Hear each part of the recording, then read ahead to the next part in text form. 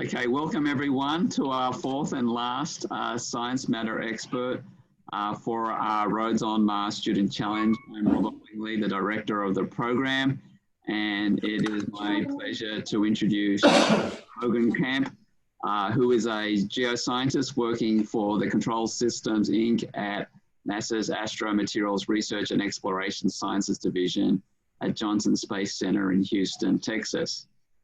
At the program, she is part of the NASA's research group and conducts laboratory experiments to better understand data from the sample analysis at Mars, or SAM instrument, on the Curiosity rover. So this is setting the background of what we might see for the Mars 2020. She's a collaborator on SAM as well as the Mars Science Laboratory Science Team, Payload Uplink Lead, for the SAM operation. She received a bachelor's in geological sciences from State University of New York and a master's in geological sciences at the University of Alabama. She is currently pursuing her Ph.D. University of Houston and is studying Martian surface geology. So take it away, Joanna. So hi, my name is Joanna Clark, and today I will be talking about methane on Mars. If we can, I'm going to try to get her presentation up here, so just stand by. I'm having trouble switching this. All right. Okay, now there you go. So again, I'll be talking about methane on Mars. Sorry, having some trouble clicking the screen. So just to give you an idea about what I'll be talking about, I listed a short outline for the talk right here. So first, I'll tell you a little bit about my background and how I actually became a Mars scientist. Then I'll talk about what methane is and how we detect it on Mars. After that, I'll talk about one of the instruments that can actually detect methane. This instrument, which I work on, is called SAM and is on the Curiosity rover on Mars. And then finally, I'll talk about the studies that we conduct in the laboratory at Johnson Space Center to understand the data that is acquired from the Curiosity rover on Mars. And then at the end, I'll take any questions relating to Mars, methane, or my job as a Mars scientist. So just to start, I want to talk to you a little bit about my background and my journey to becoming a Mars scientist. I started off in upstate New York, going to Niskayuna High School. When I was in high school, I really enjoyed science classes, especially earth science. Even though I really liked science, I had absolutely no idea what I wanted to be when I grew up. That's completely normal. I had no idea that one day I would be working with data from a Mars rover.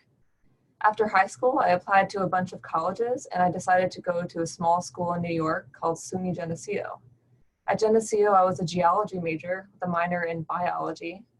Even though I always liked science, college science classes were sometimes really difficult for me, so I used tutors and study groups to help me learn the material and eventually succeed. After graduating with my bachelor's from Geneseo, I got a full scholarship to attend the University of Alabama for my master's in geology. When I was at Alabama, I taught geology labs while working on my research.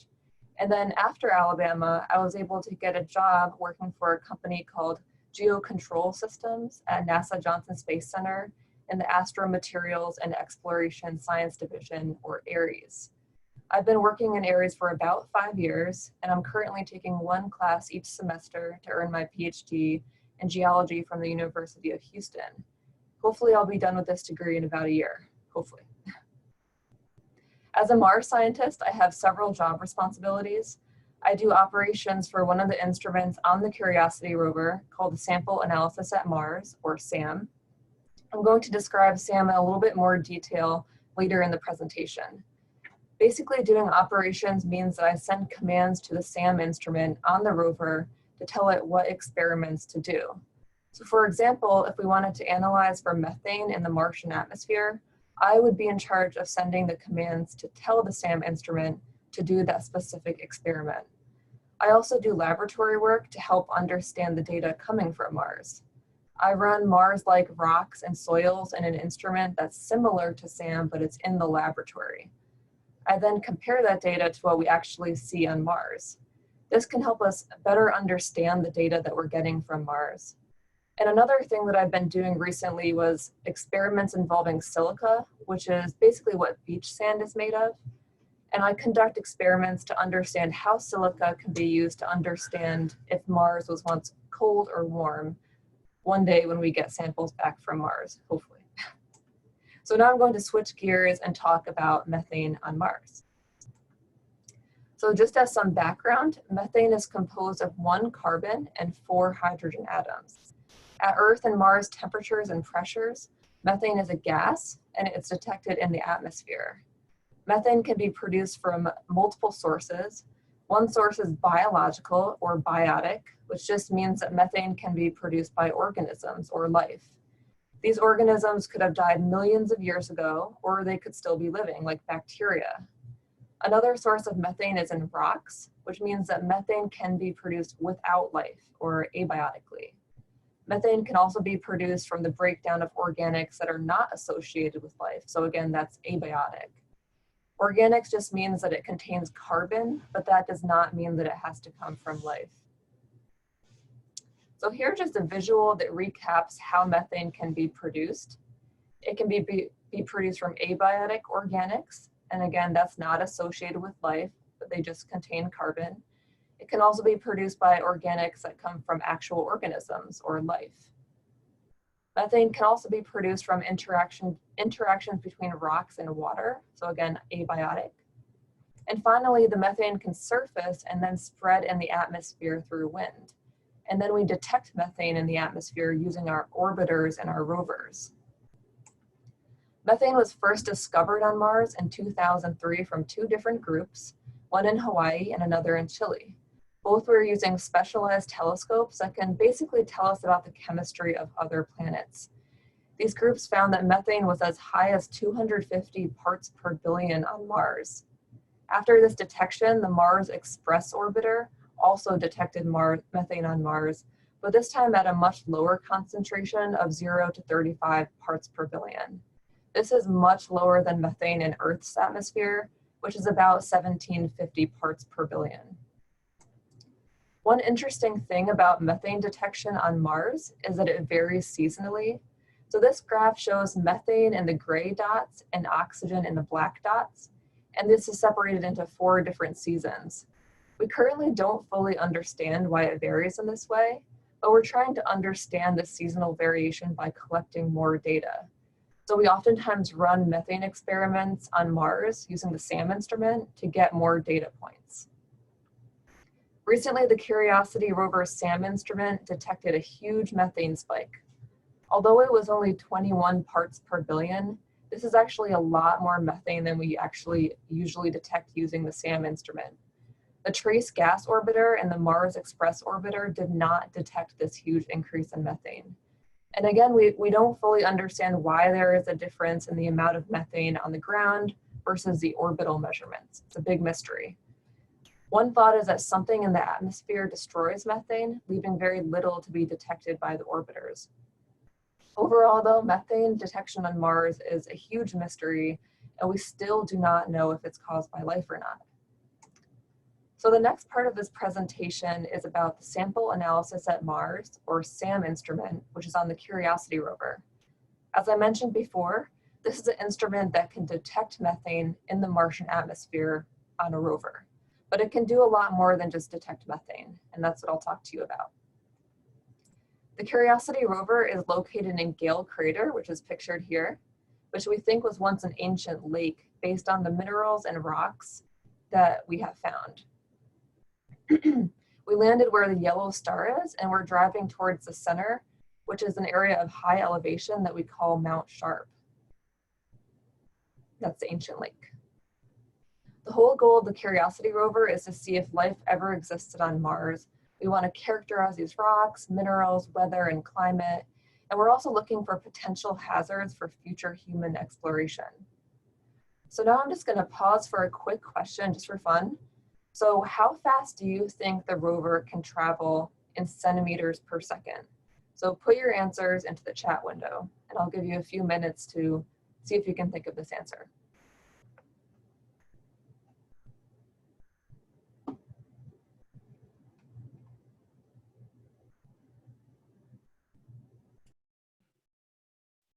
Come on, guys, don't be being special. There's one, guys. Come on, a few more, please. 10 centimeters, 10 centimeters per second. That's a really good guess. 55. Going a little bit higher, 60. These are some really good answers. Wow, 100. And it's so interesting to think about how big a centimeter is. So every second, how fast or slow it's moving is, you know, that's such a short distance, huh? But good. Here's another answer. 35, okay.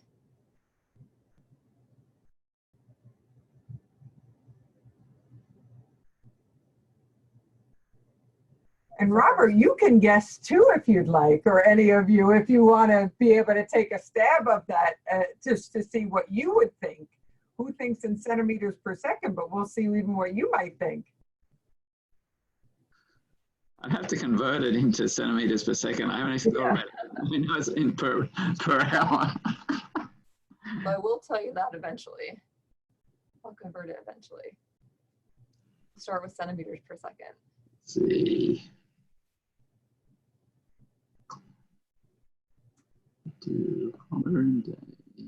So for all of you kids out there, Robert as an engineer trying to go through this math in his head, it's interesting to sort of see. I'm going to embarrass myself. All right, but here I go. I'll go 0.01.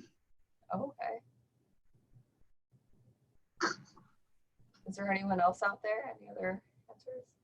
That might be about it because I know some of them are in groups. Okay, so those were some really good guesses. So now I'll tell you the actual answer. I can switch the screen. There you go.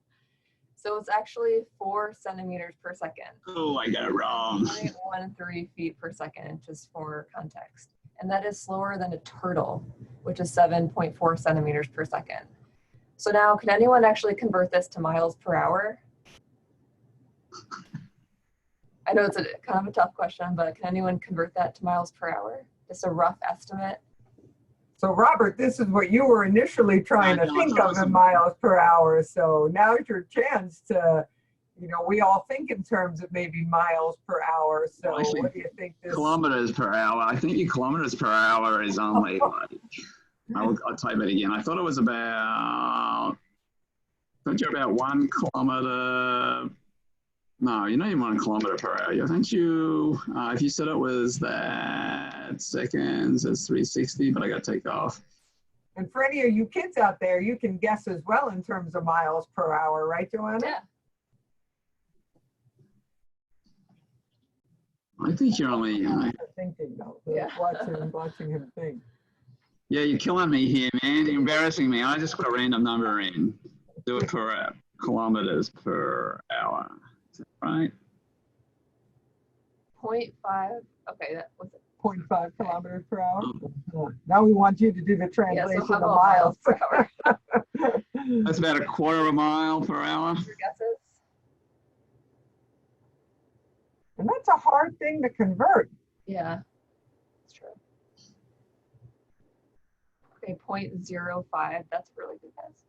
Thomas, interesting. I think some people are actually out there doing the math. Yeah, that's not doing me head. Killing me, man. We're really trying to get you to think at this late hour of the day, although it's not too late there, though. I know. Sure, All right, share with so I'll us, give you the Joanna. answer. So it's actually 0.09 miles per hour.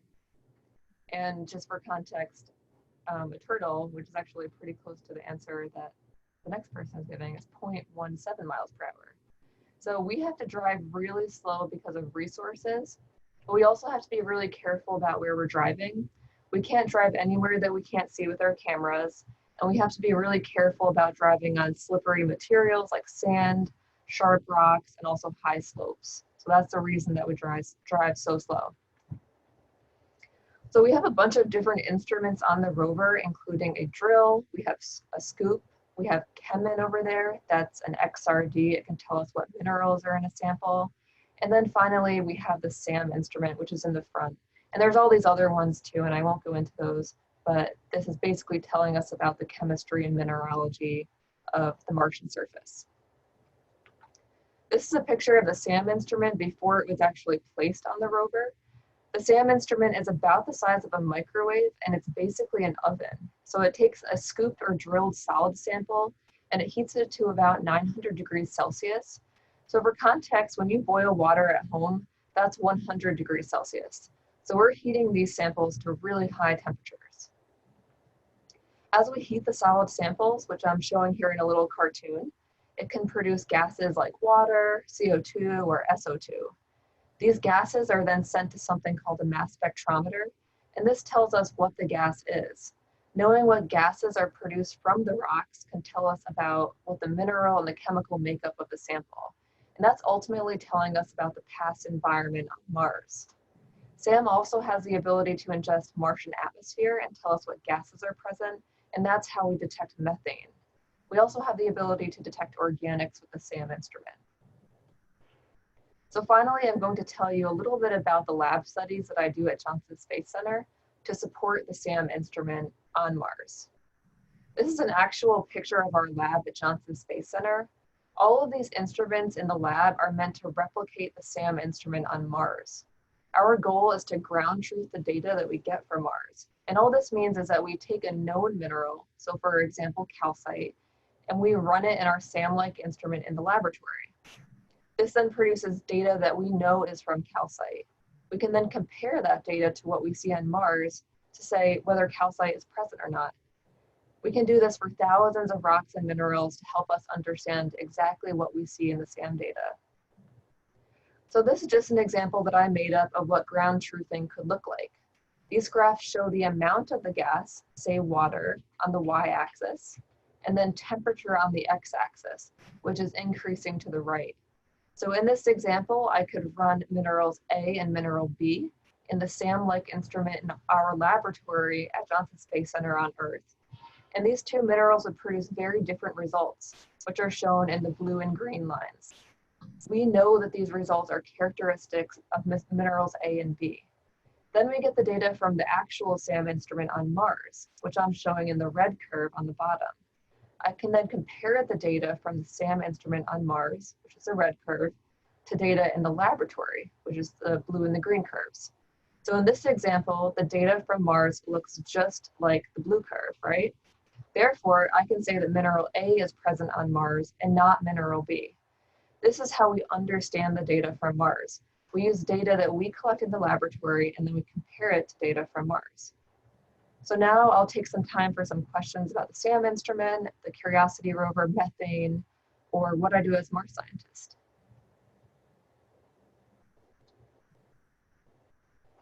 And so, so Robert, I don't know if you do questions orally or in the chat, but we figured we certainly... Chat, please. So yes, we'll do a question. Please type your question in the chat room and we'll read them out to Joanna and she will then answer it. That's why, I mean, I know that it'd be best to act direct, but then we can get feedback and all sorts of weird stuff could happen. So we prefer you to do the chat room, guys, and then we'll read your name out and you'll be there. So don't be shy, have a shot. And I see. So I actually might, while they're thinking of questions, you know, I might start with a question because I got one from just Joanna's last graph. So would you call those things, are they like spectra that you're looking at with these minerals that you get? And is it always that easy to match? So it's definitely not always that easy to match. So we would call this an evolved gas profile. So evolved gases just means that when you're heating something up, like I showed in this picture, so we're heating it up and it's evolving these gases. So we call this evolved gas analysis. And sometimes it will look, this is a very simplified version, but usually there's a bunch of peaks and not just for one gas. So this is just, for example, water, but there could be CO2, there could be SO2, all sorts of different gases. And so we're looking at all these different gases combined and we're trying to say, what are those minerals that are producing the gases? Okay, so the kids are starting to and ask questions. So Thomas wanted to know, what's the highest temperature that SAM machine can go up to? So the highest temperature, it's almost 900 degrees Celsius. Does that mean that you made in ceramics? So what metals start to melt at lower temperatures, right? I'm not sure what the material is that is holding the samples. I'd assume it's definitely something that will not melt at 900 degrees Celsius. Okay, Michael Kennedy wants to know, will the Mars 2020 have a similar instrument on it? Unfortunately, no, it will not. So this type of instrument has been on 2 different robotic missions. There was the TIGA, the Thermal and Evolved Gas Analyzer, which was on the Phoenix lander. So that was a while ago. And that was the same type of instrument as this one. And then there's SAM, but we will not have an Evolved Gas Analyzer on Mars 2020. And another special thing that Curiosity has is an X-ray diffractometer, or XRD. And that's what we call ChemIn. That's really special. That's the first XRD that has ever been on Mars. And it's special because it can tell us what minerals are present. Like, it can tell us exactly how much, and it can tell us we definitely have this mineral on Mars. And we will not have that on Mars 2020. We'll have a lot of other interesting instruments on Mars 2020. There'll be a Raman, which can tell us about minerals, and also organics, and plenty of other instruments, but sadly, no evolved gas analyzer. Alicia wanted to know, have you found anything that surprised you on Mars? I mean, there's interesting things on Mars every single day. Just looking at the rocks, it's always interesting. I have to think of anything that was specifically surprising. Well, let me follow on that question. What is the most technically challenging thing that you encountered on your efforts on Mars? Not me personally, but I think the most technically challenging thing that has happened over the mission has been the drill breaking. And so I don't specifically work on the drill myself, but maybe 1 or 2 years ago, I forgot at this point, but the drill broke. And that's a really big deal because it's basically a drill and it gets our sample as a powder and it delivers it to the SAM instrument and it delivers it to ChemIn. So that's how we do all this analysis that I'm talking about with the solid samples, how we identify minerals, how we produce these graphs. If we don't have a drill, we can use a scoop, but we don't have a drill. And that's how we get most of our samples, and it broke. And so basically the way that it broke was it has these stabilizers, and the drill kind of stabilizes it on the ground, and the drill is behind it, and then it kind of goes forward and goes into the ground. It was stuck behind the stabilizers, and it couldn't go any further. So they spent about a year, maybe more than a year, just trying to get the drill out behind the stabilizers. And finally they got it out. And now we have to use the drill in an unconventional way, which is kind of like a hand drill. So it's using the arm to push down instead of using the stabilizers.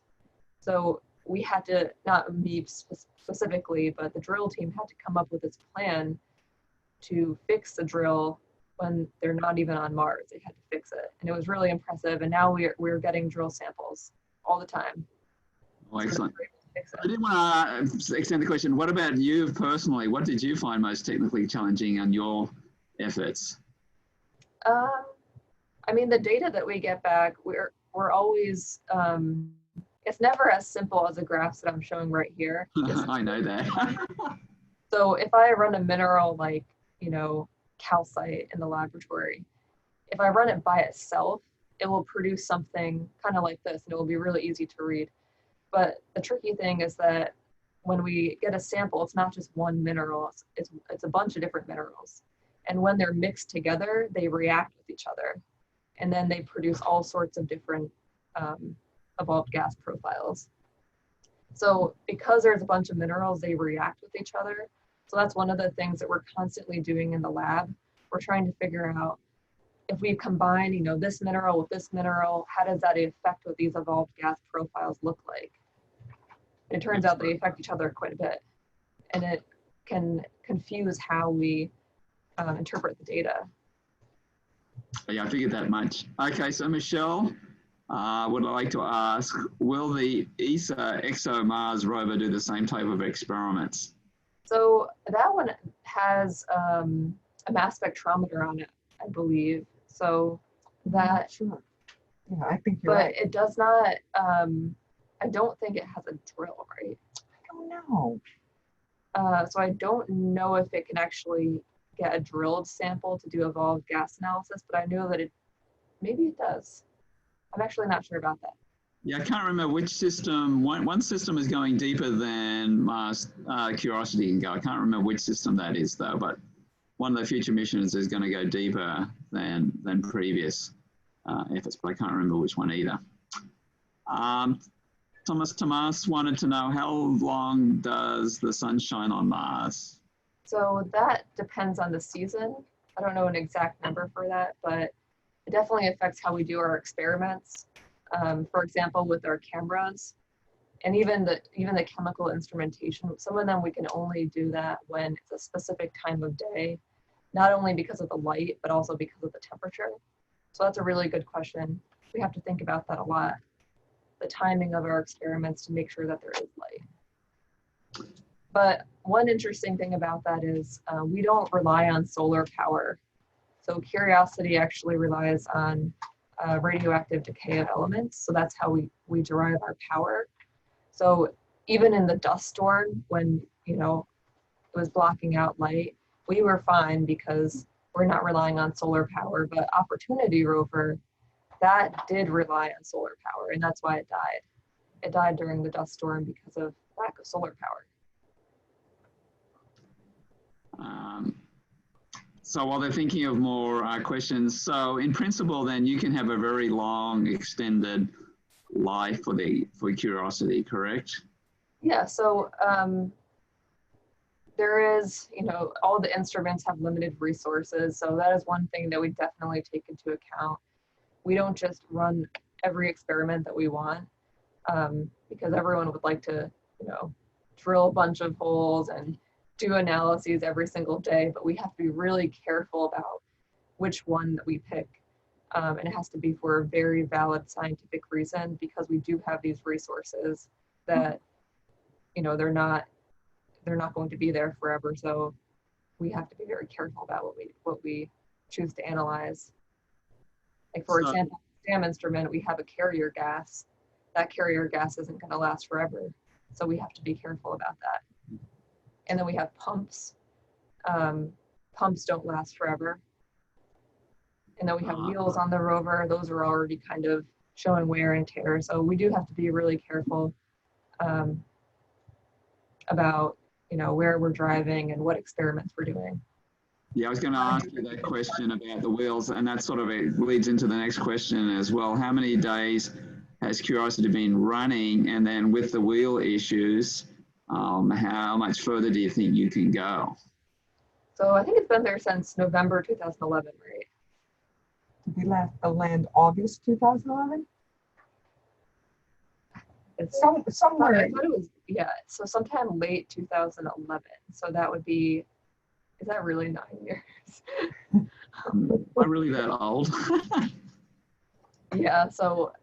And you've been working on it since the start? Yeah, so I guess I've been working here for 5 years, so that would make sense.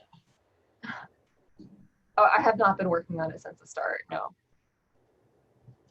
And then how far do you think it's going to continue in terms, you give us the miles per hour, but with the wheel issue, how much further do you think you're going to travel in distance? So correction, it landed in 2012, so that would be 8 years. August of 2012. Yeah. So the wheels, so when we first landed, and I wasn't part of the team then, they didn't know that the wheels were going to be an issue.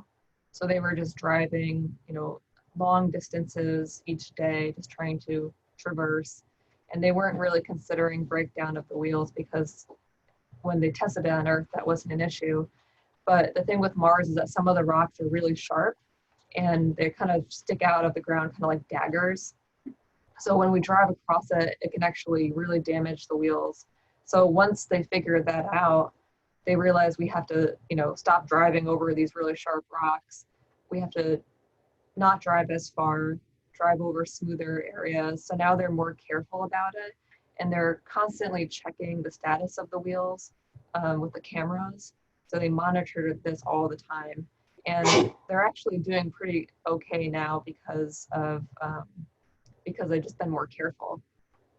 Most of the damage happened earlier in the mission. Okay, Thomas again has another question. How many dust storms has Curiosity encountered? The only big one that I can think of is the one that happened where Opportunity died. So that was about a year ago, and it was a big dust storm. It was a big deal, and it didn't really affect us because it wasn't like dust blowing everywhere. It just kind of blocked out some of the solar radiation. So it didn't leave a bunch of dust on the rover or anything to bury us. But it was definitely a big deal for Opportunity because it killed it. Yeah. Okay, so Mike, everybody listening, if you could tell us how many students are actually present in your groups that are going. I know that we're crossing school hours, you have to log off, but just let us know so that we can just keep track. And also, if you're going, we'll also, again, reopen it up to for chats about actual solving the challenge problem at the hour. So, and we'll have that posted as well. Other questions, though, for Joanna? You guys are shy today.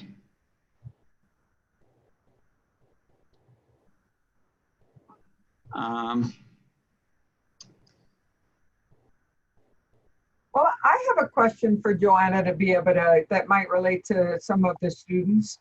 So Joanna, was there ever any type of activity or thing you did in school that helped spark your interest in this type of career, or do you wish there was an opportunity? Can you talk a little bit about that? Yeah, so one of my favorite classes was definitely Earth Science when I was in high school. And some people, it actually wasn't a requirement to take it. So some people just completely skipped Earth Science and went straight to other types of science. But I took Earth Science, and I'm really happy I did because that's what I ended up doing. But I really liked just looking at the rocks and minerals and being able to identify that. And then I decided that I had no idea what careers were actually in Earth Science, but I decided that I liked it. And that's what I majored in when I was in college. And even when I was in college, I didn't know what I wanted to do. And I had no idea that I would be where I am today, working with the rovers. I have to say that's very much similar to my own story in that I sort of know what I wanted to do. Physics, okay, so I'm a physicist, yeah, I admit that. But the applications to planetary and earth sciences was where I really found things very interesting in my own case too. So I hope the kids watching this will think about making sure that you have a diverse set of courses that includes earth sciences and the potential applications, because I think we need a lot more scientists, particularly not just for planetary sciences, but for the health of our own planet Earth. Yeah, and just knowing, I think it's good to take all different types of sciences just so that you know what's out there. Because it just amazed me that a lot of people just skipped over Earth Science because you could. But those people could have been geologists in the future. So I would definitely advise, take everything that you can so that you can learn exactly what type of science or whatever it is that you like.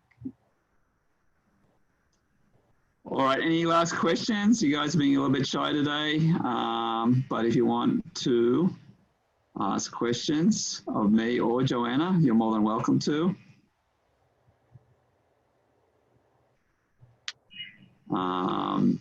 If not, then I'll give Joanna a big thank you, yay, and you guys can say thank you from the web chat, and appreciate your time.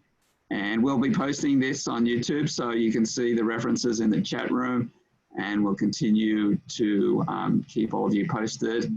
And we will start this chat up again on the hour at 3 o'clock Pacific time to answer specific questions about the challenge if anybody's interested. So thank you all, and I appreciate your time, Joanna.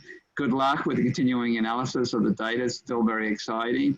And I hope that you guys can resolve the signature of methane, whether it's biological or geological, because it's the fundamental discovery. So thank you very much for your time today. Thank you. And we'll end the recording there, please.